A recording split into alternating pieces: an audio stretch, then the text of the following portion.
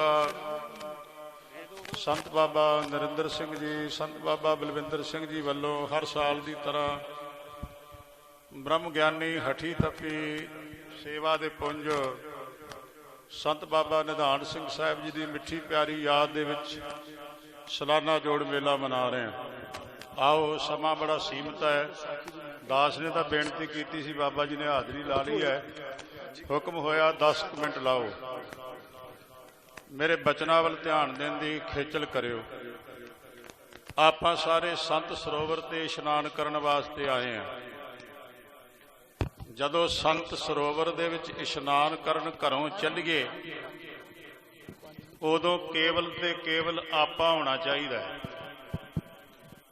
आपे तो बिना कोई दूजा फुरना नहीं होना चाहिए। बाणी दे प्रमाण ने मैं देंगा नहीं क्योंकि समा नहीं।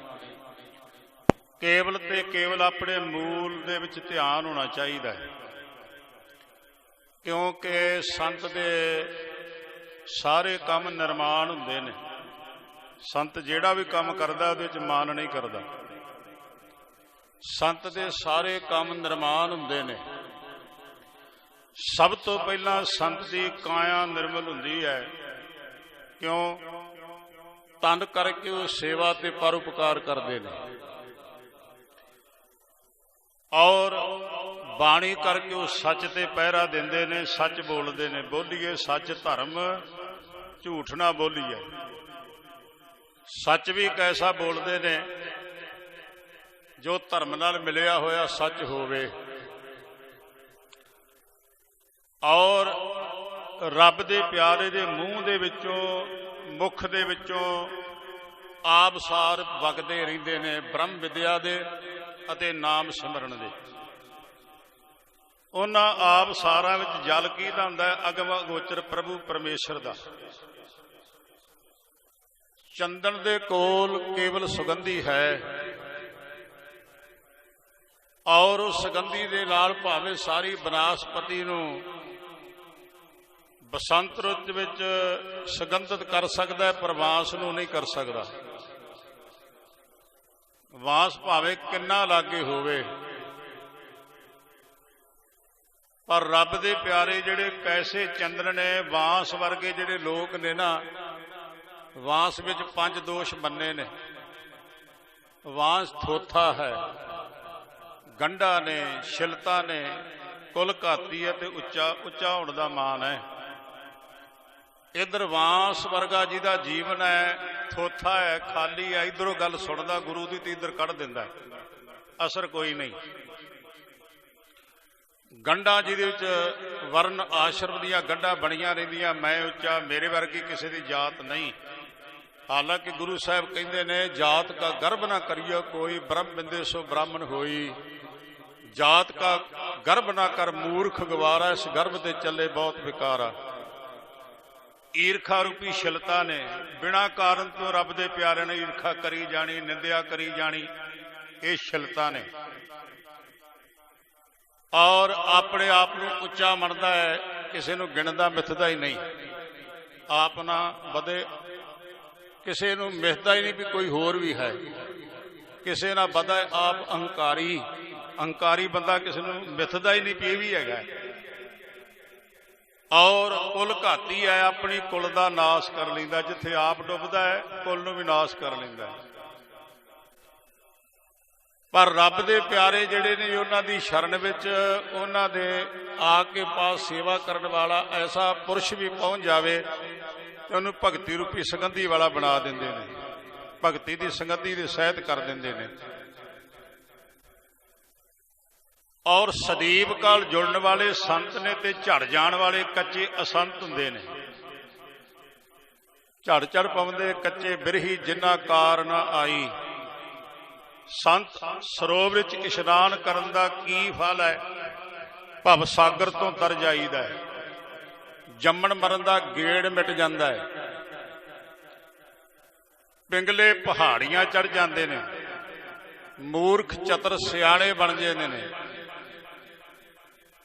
और अन्निਆਂ ਨੂੰ त्रिकाल ਦੀ सोझी हो जाती है, की वरत रहा है उन्होंने दिसन लग पैंदा है। ਜਨਮਾਂ ਜਨਮਾਤਰਾਂ ਦੀ ਮੈਲ ਲਾ ਕੇ ਚਿੱਤ ਗੰਗਾ ਦੇ ਜਲ ਦੀ ਤਰ੍ਹਾਂ ਨਿਰਮਲ ਹੋ ਜਾਂਦਾ ਹੈ। ਫਿਰ ਸੰਸਾਰੀ ਬੰਦਿਆਂ ਕੋਲੋਂ ਸੇਵਾ ਕਰਾਉਣ ਦਾ ਦੋਹਾਂ ਨੂੰ ਹੱਕ ਦਿੱਤਾ ਹੈ ਗੁਰੂ ਗ੍ਰੰਥ ਸਾਹਿਬ ਨੇ, ਬਹੁਤਿਆਂ ਨੂੰ ਨਹੀਂ। ਇੱਕ ਰੱਬ ਦੇ ਪਿਆਰੇ ਸੰਤ ਨੂੰ ਤੇ ਇੱਕ ਰੱਬ ਨੂੰ। ਸਭ ਤੋਂ ਪਹਿਲਾਂ ਸੰਤ ਦਾ ਹੱਕ ਗੁਰਬਾਣੀ ਦੇ ਅੰਦਰ ਰੱਖਿਆ, ਜਿਹੜਾ ਪੂਰਨ ਬ੍ਰਹਮ ਗਿਆਨੀ ਰੱਬ ਨਾਲ ਮਿਲਿਆ ਹੋਇਆ, ਕਿਉਂਕਿ ਰੱਬ ਦਾ ਪਿਆਰਾ ਨਾਮ ਜਪਾ ਕੇ ਬੁੱਧੀ ਰੂਪ ਧਰਤੀ ਨੂੰ ਤਿਆਰ ਕਰਦਾ ਹੈ। ਕਿਉਂਕਿ ਜੈਸੇ ਧਰਤੀ ਸਾਧੇ ਬਹੁ ਵਿਧ, ਬਿਨ ਬੀਜੈ ਨਹੀਂ ਜਾਮੈ।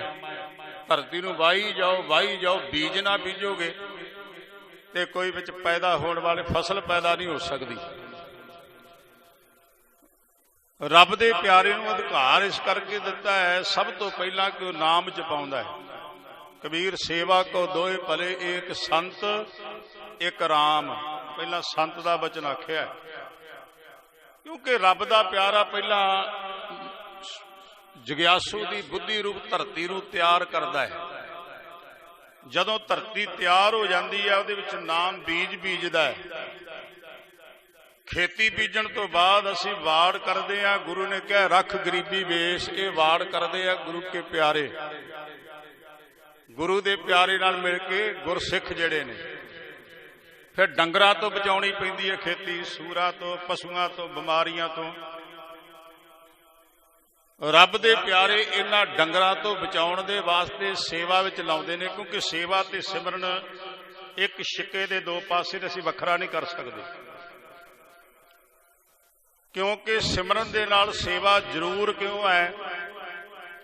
ਸਿਮਰਨ ਇੱਕ ਘਿਓ ਹੈ, ਖੁਰਾਕ ਹੈ। ਖੁਰਾਕ ਖਾਈ ਜਾਈਏ, ਕਸਰਤ ਨਾ ਕਰੀਏ, ਡੰਡ ਬੈਠਕਾਂ ਨਾ ਮਾਰੀਏ ਤੇ ਖੁਰਾਕ ਰੋਗ ਬਣ ਕੇ ਲੱਗਦੀ ਹੈ। ਇਹ ਸੇਵਾ ਜਿਹੜੀ ਇਹ ਕਸਰਤ ਹੈ, ਇਹਦੇ ਨਾਲ ਉਸ ਖੁਰਾਕ ਨੂੰ ਪਹੁੰਚਾਉਣਾ ਹੈ, ਉਸ ਤਾਕਤ ਨੂੰ ਪਹੁੰਚਾਉਣਾ। ਇਸ ਕਰਕੇ ਸਿਮਰਨ ਤੇ ਸੇਵਾ ਇਹ ਦੋ ਪੱਖ ਜਿਹੜੇ ਨੇ ਗੁਰੂ ਘਰ ਦੇ ਅੰਦਰ ਗੁਰੂ ਨੇ ਮੁੱਖ ਰੱਖੇ ਨੇ।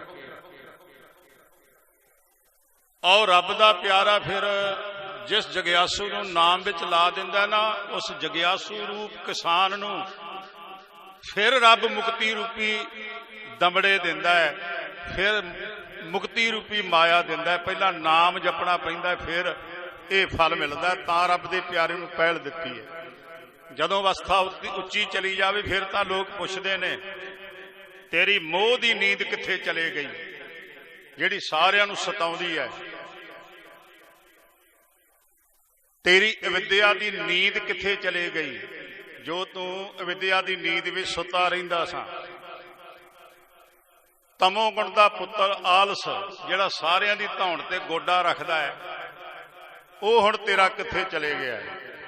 ਤ੍ਰਿਸ਼ਨਾ ਦੀ ਅੱਗ ਨੇ ਸਾਰੇ ਸੰਸਾਰ ਜੰਗਲ ਨੂੰ ਸਾੜ ਦਿੱਤਾ, ਤੂੰ ਕੱਲਾ ਕਿਤਨਾ ਬਚ ਨਿਕਲਿਓ। ਸੁਰਮੇ ਦੀ ਕੋਠੜੀ 'ਚ ਬਹਿ ਕੇ ਤੂੰ ਆਪਣੇ ਚਿੱਟ ਕੱਪੜੇ ਨੂੰ ਦਾਗ ਕਿਤਨਾ ਨਹੀਂ ਲੱਗਣ ਦਿੱਤਾ। ਤੂੰ ਕਿਹੜੀ ਰਾਮ ਦੀ ਕਾਰ ਕੱਢੀ ਹੈ, ਜਿਹਨੂੰ ਪਾਰ ਕਰਦਿਆਂ ਸਾਰੇ ਉਗੜ ਸੜ ਕੇ ਸਵਾਹ ਹੋ ਜਾਂਦੇ ਨੇ। ਇਹਨਾਂ ਦਾ ਫਿਰ ਇੱਕ ਹੀ ਉੱਤਰ ਹੈ, ਮੈਂ ਸੰਤ ਸਰੋਵਰ 'ਚ ਇਸ਼ਨਾਨ ਕੀਤਾ ਹੈ। ਕਿਉਂਕਿ ਰੱਬ ਦੇ ਪਿਆਰੇ ਦਾ ਸੰਗ, ਰੱਬ ਦੇ ਪਿਆਰੇ ਦੀ ਸੇਵਾ, ਇਹ ਵੱਡਿਆਂ ਭਾਗਾਂ ਦੇ ਨਾਲ ਨਸੀਬ ਹੁੰਦੀ ਹੈ, ਐਵੇਂ ਨਹੀਂ ਹੁੰਦੀ। ਮੈਂ ਬਹੁਤਾ ਅੱਗੇ ਨਾ ਜਾਵਾਂ, ਇਸ ਪ੍ਰਕਰਨ ਨੂੰ ਅੱਗੇ ਨਾ ਖੜਾ। ਇੱਕ ਹੀ ਬੇਨਤੀ ਕਰਾਂਗਾ ਕਿ ਅੱਜ ਜਿਹੜਾ ਸਮਾਂ ਚੱਲ ਰਿਹਾ ਹੈ, ਉਹ ਐਸੇ ਲੋਕ ਨੇ ਜਿਹੜੇ ਰੱਬ ਦੇ ਪਿਆਰਿਆਂ ਦੀ ਨਿੰਦਿਆ ਵਿੱਚ ਲੱਗੇ ਨੇ। ਉਹਨਾਂ ਨੂੰ ਦਿਨ ਰਾਤ ਕੋਈ ਕੰਮ ਨਹੀਂ, ਕਿਉਂਕਿ ਉਹਨਾਂ ਨੇ ਇਸ ਗੱਲ ਦਾ ਪਤਾ ਹੀ ਨਹੀਂ ਕਿ ਰੱਬ ਦਾ ਪਿਆਰਾ ਕੀ ਹੈ। ਹਰ ਕਾ ਸੇਵਕ ਸੋ ਹਰ ਜਿਹਾ, ਹਰੀ ਦਾ ਸੇਵਕ ਤਾਂ ਹਰੀ ਵਰਗਾ ਬਣ ਜਾਂਦਾ ਸਿਮਰਨ ਕਰਕੇ।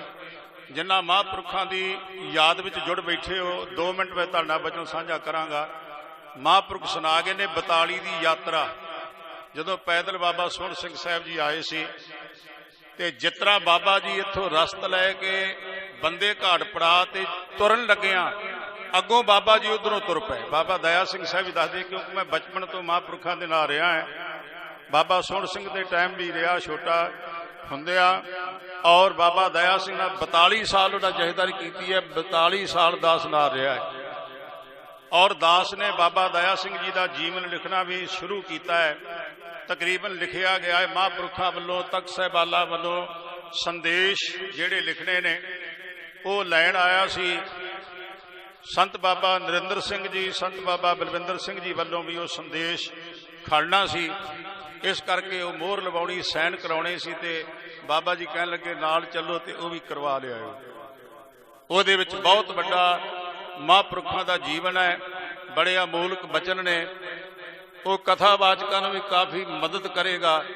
ਉਹਦੇ ਵਿੱਚ ਨਾਮ ਤੀਰਥ, ਸੰਤ ਤੀਰਥ, ਖਿਮਾ ਤੀਰਥ, ਧਰਮ ਤੀਰਥ, ਇਹ ਸਾਰੇ ਤੀਰਥ ਲਿਖੇ ਨੇ।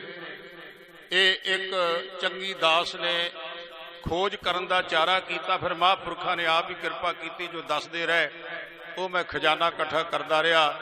ਇੱਕ ਹੋਰ ਬੇਨਤੀ ਹੈ, 550 ਸਾਲਾ ਧੰਨ ਗੁਰੂ ਨਾਨਕ ਦੇਵ ਪਾਤਸ਼ਾਹ ਅਵਤਾਰ ਪੁਰਬ ਜਿਹੜਾ ਆ ਰਿਹਾ, ਸ਼ਤਾਬਦੀ ਪੁਰਬ, ਉਸ ਦੇ ਸਬੰਧ ਵਿੱਚ 6 ਤੇ 7 ਸਤੰਬਰ ਨੂੰ ਸਰ ਸਿੰਘ ਬਾਬਾ ਵਿਧੀ ਚੰਦ ਸਾਹਿਬ ਸੱਚਖੰਡ ਜਾਣ ਦਾ ਸਾਲਾਨਾ ਜੋੜ ਮੇਲਾ ਹੈ ਤੇ 8 ਨੂੰ ਨਗਰ ਕੀਰਤਨ ਆਰੰਭ ਕਰਕੇ ਸ੍ਰੀ ਸੁਲਤਾਨਪੁਰ ਸਾਹਿਬ ਨੂੰ ਜਾਵੇਗਾ। ਸਾਰੀਆਂ ਸੰਗਤਾਂ ਨੂੰ ਮਹਾਂਪੁਰਖਾਂ ਵੱਲੋਂ, ਸੰਪਰਦਾ ਵੱਲੋਂ ਹੱਥ ਜੋੜ ਕੇ ਬੇਨਤੀ ਹੈ ਕਿ ਜਿਹੜੇ ਭਈ ਪੰਜਾਬ ਦੇ ਵਿੱਚ ਗੁਰਮੁਖ ਪਿਆਰੇ ਰਹਿੰਦੇ ਹੋ 550 ਸਾਲਾਂ ਤੇ ਹਾਜ਼ਰੀ ਲਵਾਉਣ ਦੀ ਕਿਰਪਾਲਤਾ ਕਰਿਓ।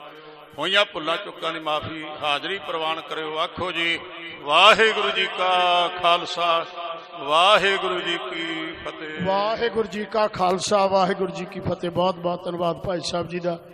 ਮੈਂ ਭਾਈ ਮਨਜੀਤ ਸਿੰਘ ਜੀ ਨੂੰ ਬੇਨਤੀ ਕਰਾਂ ਵੀ ਉਹ ਕੇਵਲ 5 ਮਿੰਟ ਵਾਸਤੇ ਵੀਰ ਜੀ ਫਤਿਹ ਹੀ ਬੁਲਾਉਣੀ ਆ, ਕਿਉਂਕਿ ਮੇਰੀ ਬੇਨਤੀ ਇਹ ਆ, ਮੈਂ ਸਾਰੇ ਬੁਲਾਰਿਆਂ ਦੇ ਚਰਨਾਂ 'ਚ ਬੇਨਤੀ ਕਰਾਂ। 12 ਵਜੇ ਸਿੰਘ ਸਾਹਿਬ ਨੇ 5 ਪਿਆਰੇ ਸਾਹਿਬਾਨਾਂ ਨੇ ਆਉਣਾ, 12 ਵਜੇ ਸਟੇਜ ਮੈਨੂੰ ਉਹਨਾਂ ਨੂੰ ਦੇਣੀ ਪੈਣੀ ਆ। ਤੇ ਇਹ ਤੁਸੀਂ ਮੇਰੇ ਤੇ ਕਿਰਪਾ ਕਰਕੇ ਤਰਸ ਕਰੋ, ਜਾਂ ਤੁਸੀਂ ਮੈਨੂੰ ਬਚਾ ਕੇ ਰੱਖਣਾ ਜਾਂ ਮੇਰੇ ਡਾਂਗਾਂ ਪਾਉਣੀਆਂ। ਸੋ ਮੇਰੀ ਇਹੋ ਹੀ ਹੱਥ ਜੋੜ ਕੇ ਬੇਨਤੀ ਹੈ ਸਾਰੇ ਬੁਲਾਰਿਆਂ ਨੂੰ, ਕੇਵਲ ਤੇ ਕੇਵਲ